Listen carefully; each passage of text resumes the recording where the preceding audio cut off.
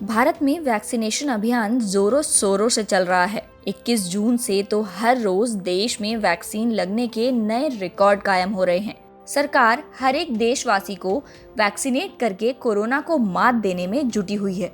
ऐसे में अब सरकार वैक्सीनेशन प्रोग्राम को और डिजिटल बनाने की कोशिशों में लगी है, जिससे कि इसका फायदा सीधे तौर पर आम आदमी तक पहुंचाया जा सके। सरकार ने national payments corporation of India यानी कि एनपीसीआई से इलेक्ट्रॉनिक वैक्सीन वाउचर के लिए एक प्लेटफॉर्म लॉन्च करने के लिए कहा है। ये वाउचर इलेक्ट्रॉनिक प्रीपेड इंस्ट्रूमेंट की तरह होंगे, जिनका इस्तेमाल सिर्फ टीकाकरण के लिए ही किया जाएगा।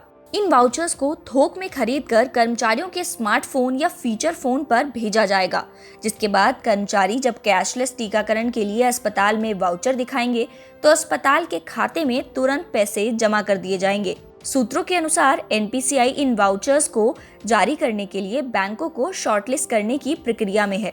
बैंक इसे टेक्नोलॉजी सर्विस प्रोवाइडर्स के साथ साझेदारी में भुगतान सेवा के रूप में पेश करेंगे। इसके जरिए स्मार्टफोन को क्यूआर कोड के रूप में, वाउचर और फीचर फोन के लिए एक कोड के रूप में वितरित करने की योजना तैयार की जा रही है। इसमें पूरे परिवार के लिए वाउचर देने के लिए एक ही मोबाइल का इस्तेमाल भी किया जा सकता है।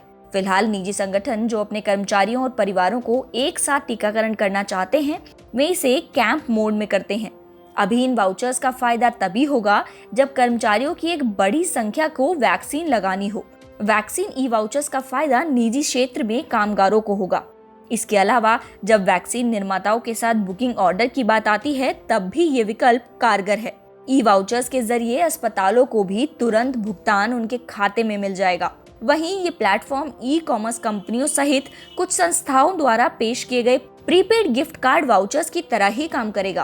पहले वैक्सीन वाउचर का इस्तेमाल टीकों के लिए प्लेटफॉर्म विकसित करने के तौर पर किया जा रहा था, लेकिन अब इसका इस्तेमाल किसी भी तरह के लक्षित डायरेक्ट बेनिफिट ट्रांसफर के लिए किया जा सकेगा। ये वैक्सीन ई वाउचर सब्सिडी की जरूरत को भी खत्म कर देगा, जिससे कि सीधे फायदा अस्पतालों और उन लोगों को होगा जो इसे थोक में खरीदेंगे।